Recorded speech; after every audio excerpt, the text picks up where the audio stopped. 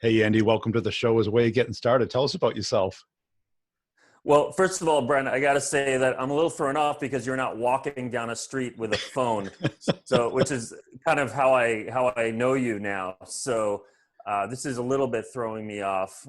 Good to see that that's not you, It's not you what are I do all all the day. time. Yeah, yeah, um, yeah. So I'm in San Francisco area, and I work with leadership teams on the strategic narrative, which is, the story everyone's telling. And obviously, the sales story to me is the core story, uh, and so there's hopefully a little overlap in what we're interested in. Right, because I think it's kind of the core thing and pretty much something that almost everyone gets wrong. Because what you see when you go to everybody's website is the buzzword explosion, looks exactly like the competitors. You can't tell the difference. And people might like one color better than the other. And Yeah, nobody, yeah. but when I talk to reps all day, it's like all they do is say who they are and what they do. Right. And yeah, this is the describing thing. So um, I think it was Ronald Reagan, who I was actually not a huge fan of when he was the president, but he did say one thing that was really great, which was at least it's attributed to him, which is if you're explaining, you're losing. And and I think that's true. We have this belief that the way people are going to make decisions is they're going to kind of look at all their options, and they're going to kind of maybe, calculate, well, which is going to be the best one based on all the criteria. They're going to do some kind of mathematical, maybe rough, maybe not rough analysis, and they're going to choose the best one. And so we want to, make our case for all our good things that they can add into that calculation. And I think, that's not usually how most people make their decisions, right? And the way that I've seen, the winners do this in a totally different way is they start by talking about a change in the world. Yep. And this is the core of what I wrote about in this post, the greatest sales deck I've ever seen, which is now it was about 4 years old now, about Zuora. And Zuora was just so interesting because they weren't doing the describing you're talking about, at least that wasn't where they started. They started at this other place, which was like, hey, we now live in a subscription economy. And this story about this change in the world, that's true whether Zuora exists or not. I mean, it's not like, hey, Zuora has created the subscription economy.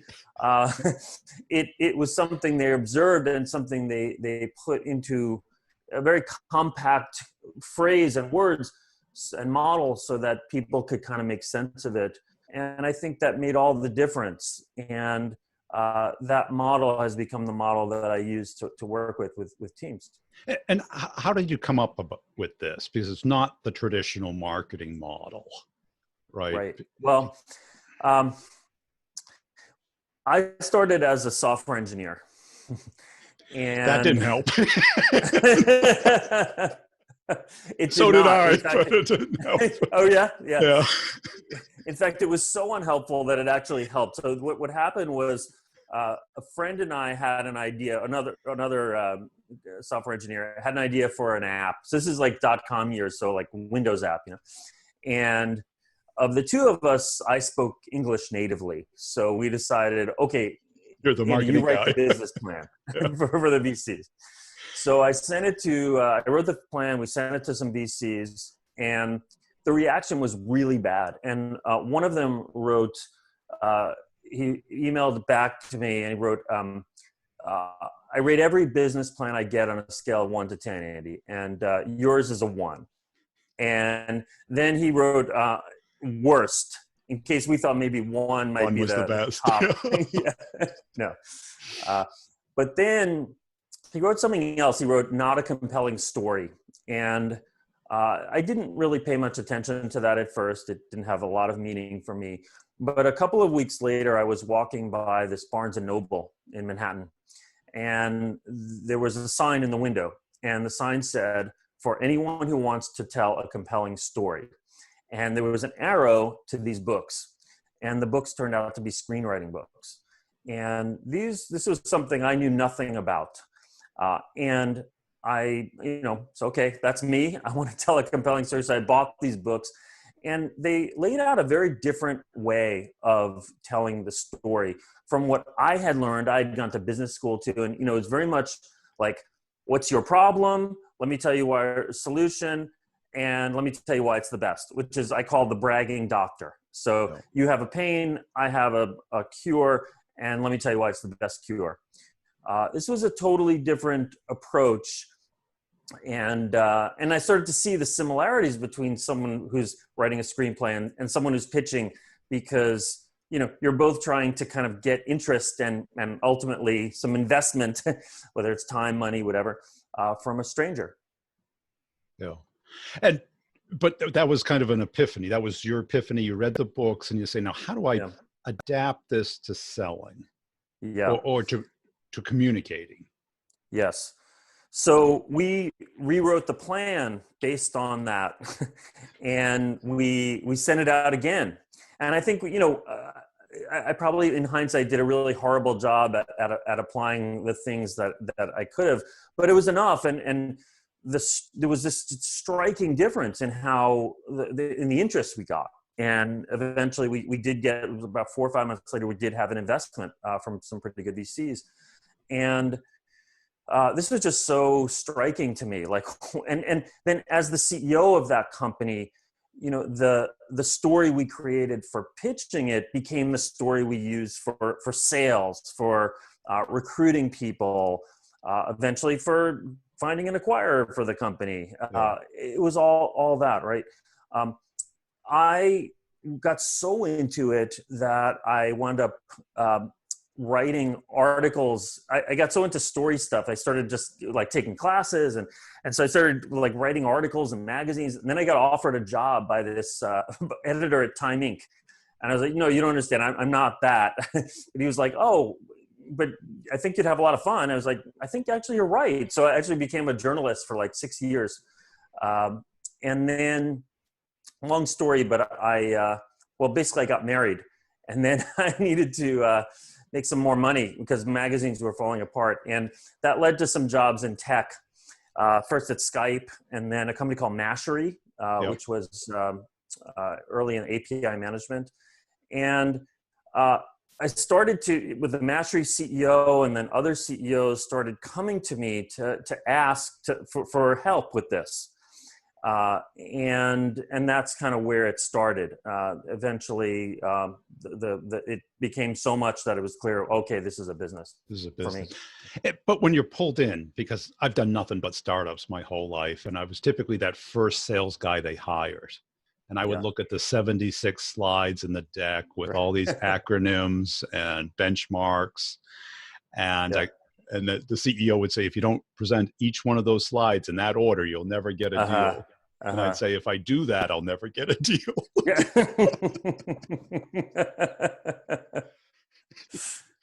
Of course, yeah. You got to tell. You got to say that. Yes.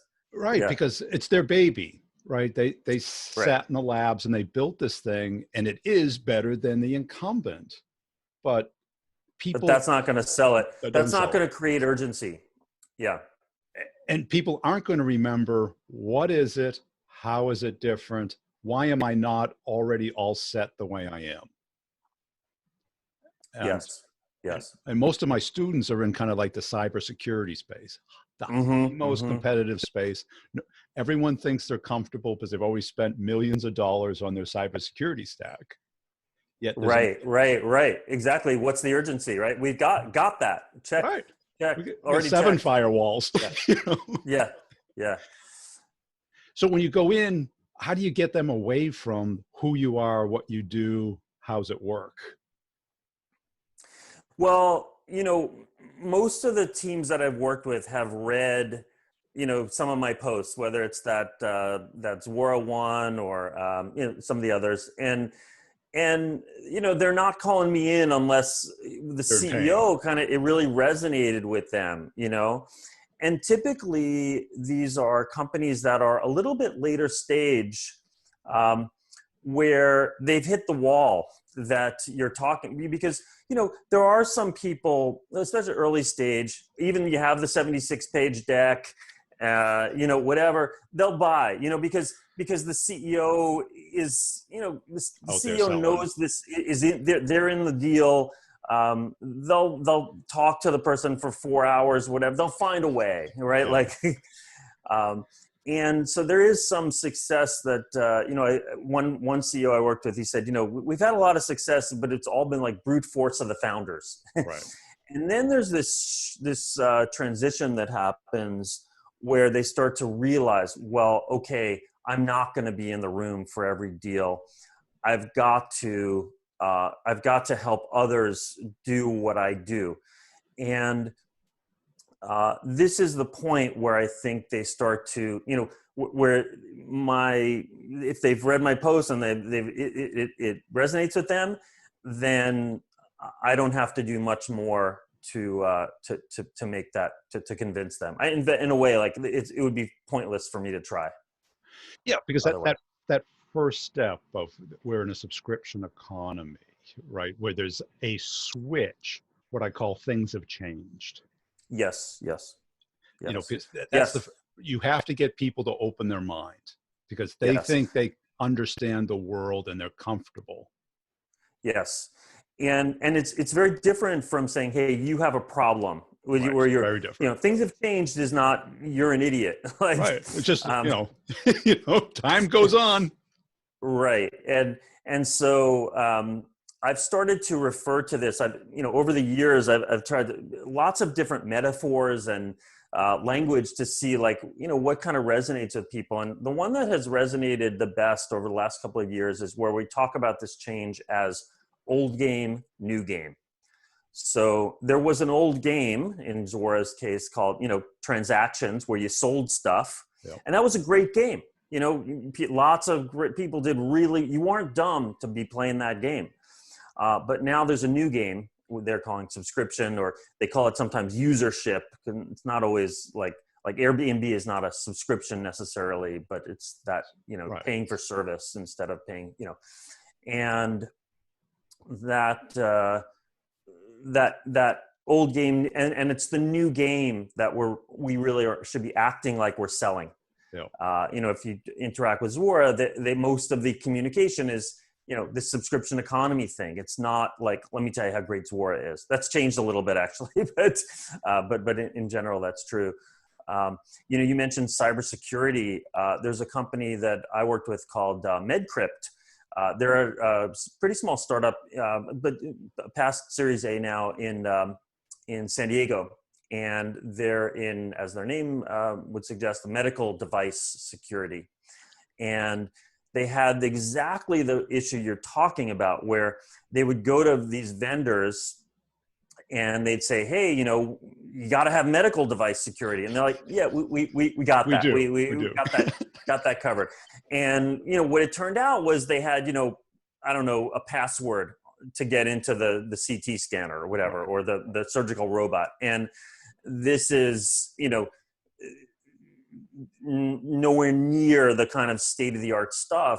And that was okay, because until that point, like, hospitals were kind of like taking responsibility for it. Like, they'd do the best they can, ship it to the hospital, and if there was a problem, they'd react. And so MedCrypt started calling this reactive security. The old game was reactive security. You do the best you can, you ship it, and if there's a problem, and the new game, hospitals are now saying, like, we're not going to buy that thing unless you can show it's basically as secure as like an iPhone.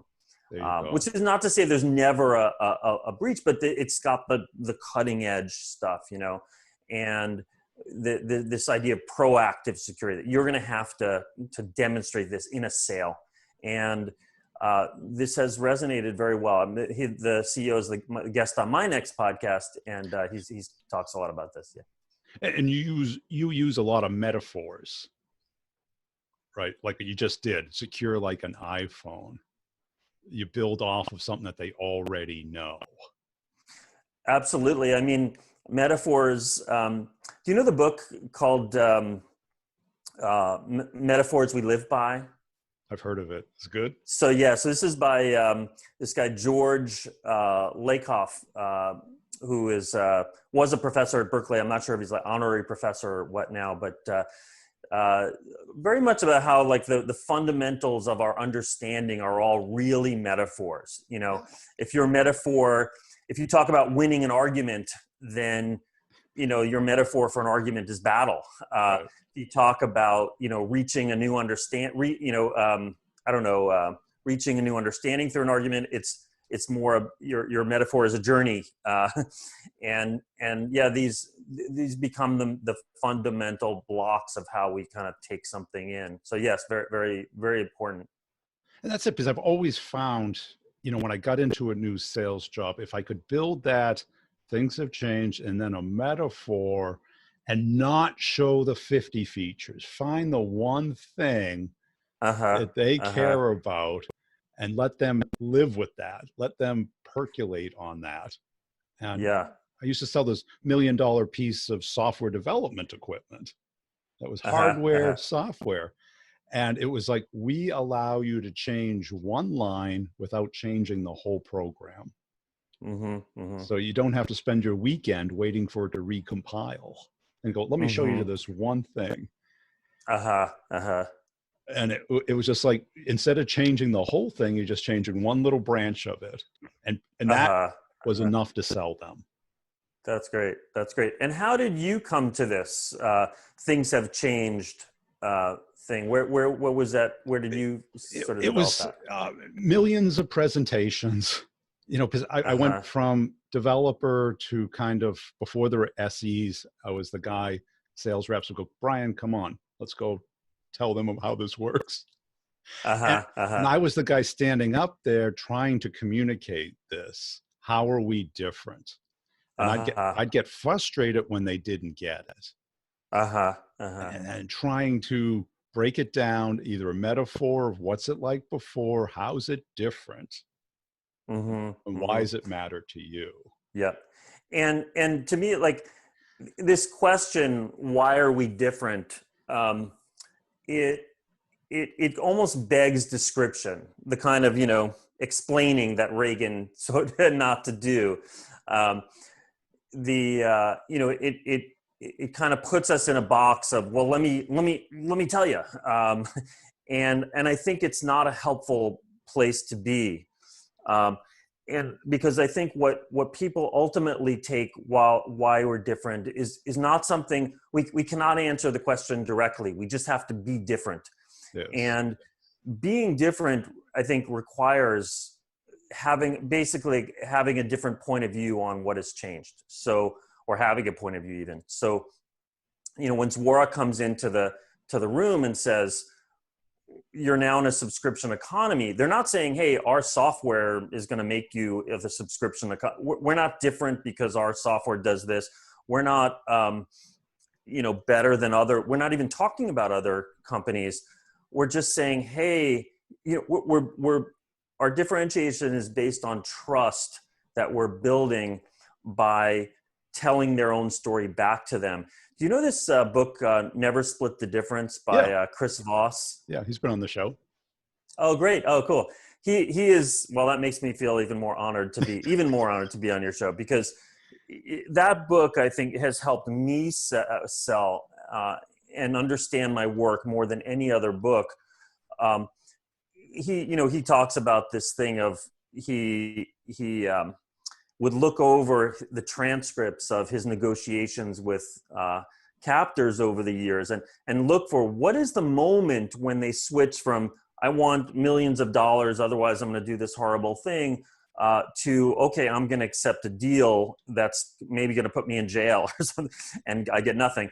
And it was always when the negotiator says the captor's story back to them.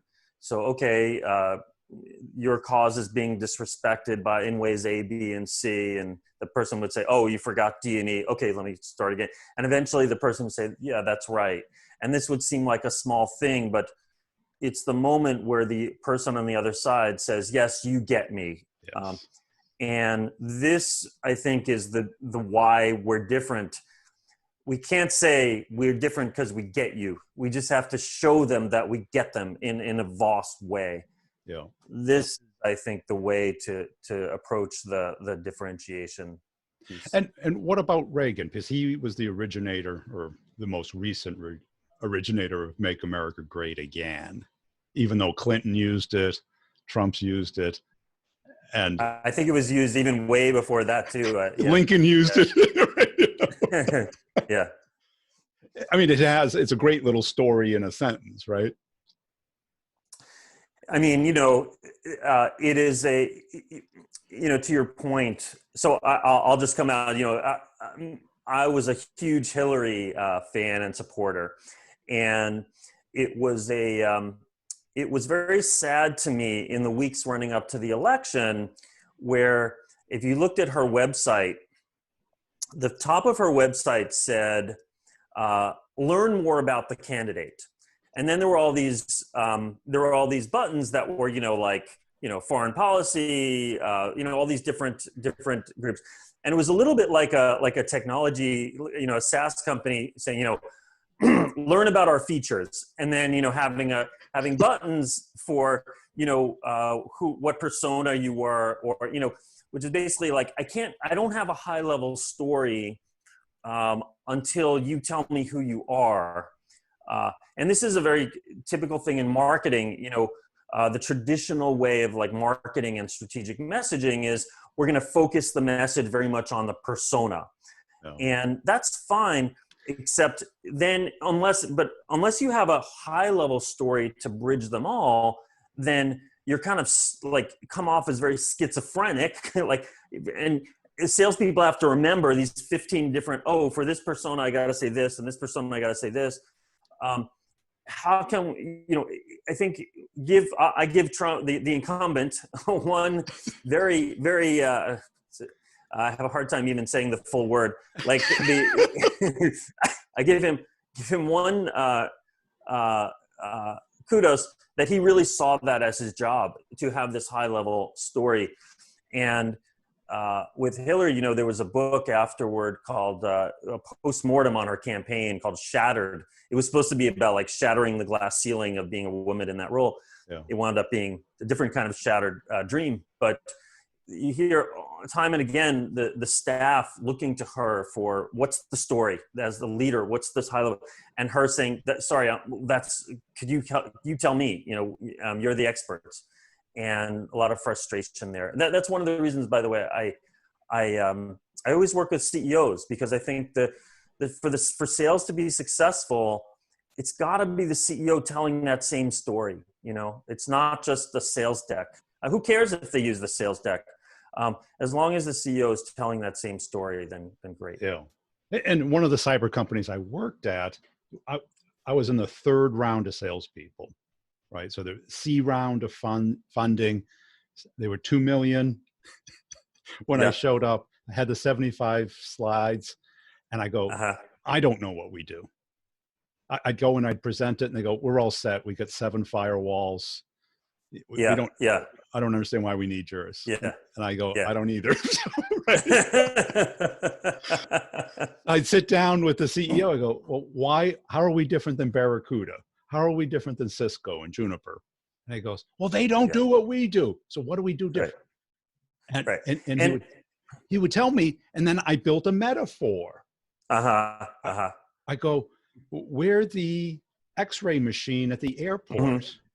Okay. And what I think your metaphor is getting at is not like what is different about our features, but what is the different game that we let them play? Yes. So yeah, you want to play that old game? Well, Barracuda is going to be great for that. I'm just taking your example. You want to play this new game that, by the way, all the winners are playing already? Yeah. well, then yeah, let's talk about our stuff. Yeah. And And yeah, go ahead. You want to no, finish? go ahead. Yeah. Well, now let's say you get the the new state, a little bit of FOMO, some metaphors, and then there's what, the promised land, the outcome that they're looking for. So every game has an object. Every game has a kind of goal that you win, right? And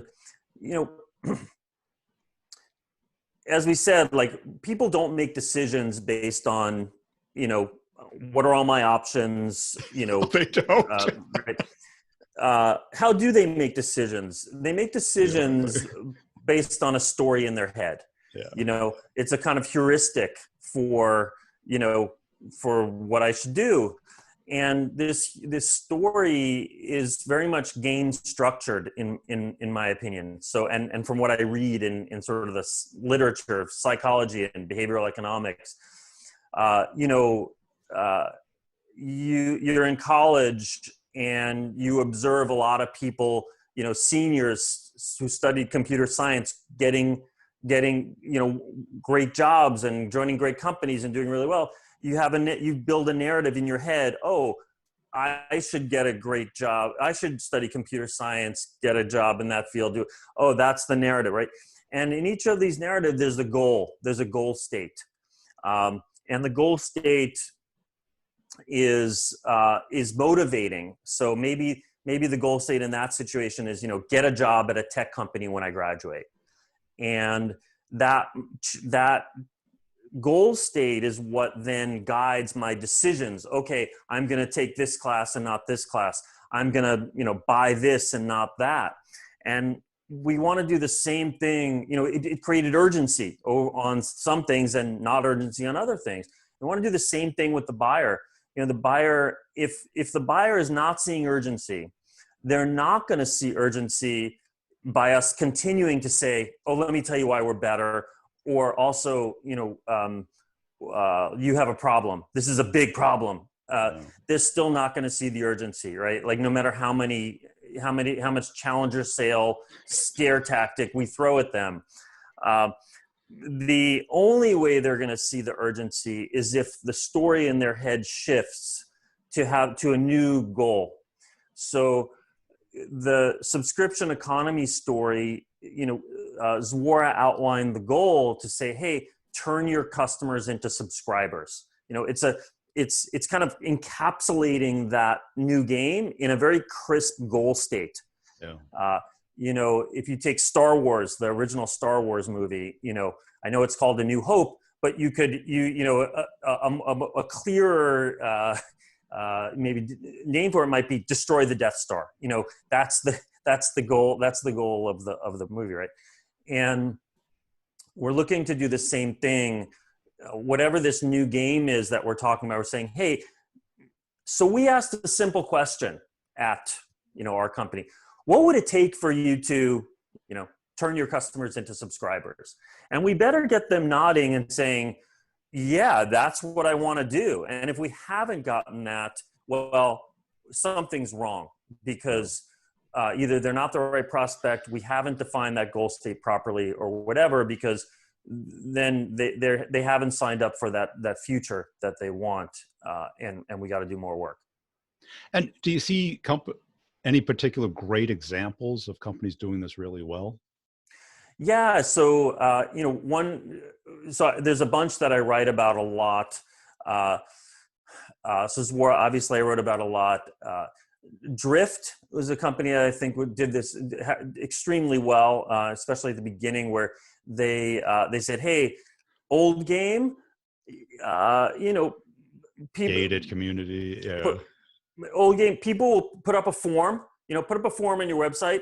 Yeah, people will fill it out. Take the time to fill it out. They'll wait a few days as you sit around deciding, are they worthy to interact with them." That was a great game, Forms, which is, they summarize that as the game of later. I'll interact, I'll ask you for information, and you'll get back to me later. And now, through people's experiences as consumers, whatever, our expectation has changed to now. The expectation of your customers, you will engage with them now in a conversation. And so they call this new game conversational marketing. And of course, the initial tool they put out there was this chatbot for your website, right, where someone shows in your website, and there were like 20 companies, I don't know 20, but there were a whole bunch of companies doing Infinite. this. Yes. But no one told the story like this. Everyone was just like, oh, here's another channel for you to do marketing. And it's just like, oh, and you can engage with them faster. They didn't say this, the world has changed story. Right. And this, I think, Drift is now a kind of growing, I don't know, unicorn or unicorn to be or next level, whatever. Whereas all these other companies are just like little tool companies for the most part. Right. And now every web development tool has a chat bot. Yes. So if you play the chatbot game, you don't have a chance. Exactly. Another company that I think has done really well is Gong. So Gong, their mess. If you were in San Francisco about a year ago when Amit Bendoff, the CEO, launched kind of this new narrative, you saw it in the Muni stations. These big signs that said "Goodbye opinions, hello reality," and this idea that sales traditionally, and this is your field, but traditionally ran off opinions, and I think you should do this and the expert advice, and this is great. But now there's this new need for understanding really what is happening, and a new ability to do it now that people are recording, everything's recorded, and you can sick your AI on it and get insights out of that. Yeah, because otherwise you're playing the feature function game of right. what do we do? Right. And you're down here versus up here. You don't remember down here. Yes, exactly. And it turns it into, a lot of these things you're selling, the teams you're working with are selling, and me too, they're complicated, considered sales where they're going to need executive buy-in. And those executives are going to need the story too, right? And so do you want this person, there's going to be an internal pitch. Do you want them pitching, these features up, or do you want them pitching a big vision? And, wouldn't it be best to give them that rather than kind of relying on them to kind of come up with it on their own? Right, because they're going to be what I call keyword focused, right? They're going to say firewall, database, bot, conversational analysis, and they're going to be like, we're covered. I think our phone system has that built in. And that's how they think. Yeah. I love your laugh, by the way, Brian. It's great. It's my only entertainment. It just captures how absurd the typical approach can be, Yeah. Right, because all I hear from salespeople, I got to work on my messaging. It's like, no, you got to come up with something that's bigger, that, like in your case with your podcast, your mother can understand. Right, exactly. Yeah. For those who don't know, my mother, so my mother hated the name of my podcast. It's called The Bigger Narrative, and she thought that was a horrible name. And so I had her, she was visiting, so I just interviewed her about it. And then people liked that so much that I just had her come on. She introduces every episode now. All the guests, she introduces them. Right, but it brings it down to the non-industry person, because she doesn't understand what Drift does and stuff, right? Yeah, exactly. My mother doesn't know what a podcast is, so it's but that's what the C-suite is. The C-suite's like, they're looking at 15, 20 things a month, and the first thing they go is, don't I already own this? Isn't there a different way of solving this? Did you do your due diligence? Do you just want a new toy? Yeah. So they're not interested in features and benefits. They're interested in high-level stakes.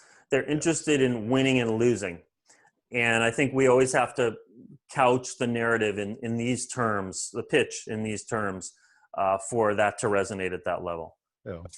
And do you see the narrative different than the category design? That's a very interesting and politically sort of sensitive topic. Um, Here's my take on it. I think every category really is a new game narrative. Yeah. So, if you take, Gong, which we were talking about, they call retail revenue intelligence, is really this story about the shift from opinions to reality. And so, that's their narrative and that's their category. And I think these two essentially are the same thing. I think when people just say category design, they're thinking, what are the 3 words we're going to use to name this thing, to label this thing? Yeah. And then they don't, but they're not thinking about the narrative behind it. The other thing is that how do you know you're successful at category design? Right. Really, you don't know until, I don't know, does Gartner name a quadrant after you, or G2 name a search term after you, after your category? And usually that takes many years. I've seen, companies like, Drift and Zwar, even the typical example, Salesforce. I mean, they created this incredible narrative early on about the new game being the cloud, old game being software. The CRM category was already very well established. Right. 15 years old. Salesforce automation, very well established. They didn't, unless you want to call like cloud CRM a new category, they didn't really do that. They just created a new narrative about how you win. And right.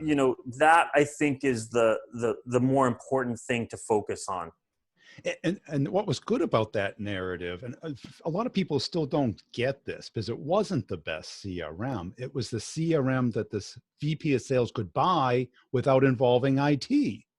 Yes. They had, I don't know if you knew about when at their launch party, this was like in 2000, you come into this party room, and they had actors playing salespeople who were being like tortured by like being various things. I think some of them may have been like IT folks, prodding them and stuff. And so there was this whole thing about, and then they had Salesforce was like this heaven-free place that was the cloud. So it was all really about this new world, this new game that you were going to get to play, and how great it was going to be. Exactly as you're saying. Cool. Hey, so tell us, how do companies engage with you? Most of them just contact me through my website, through the Drift chatbot on my website, andyraskin.com. A lot of people can connect with me through LinkedIn. That's where I write about all this stuff. That's really the best place to connect with me. I'm always putting sort of things I learn about in my engagements there.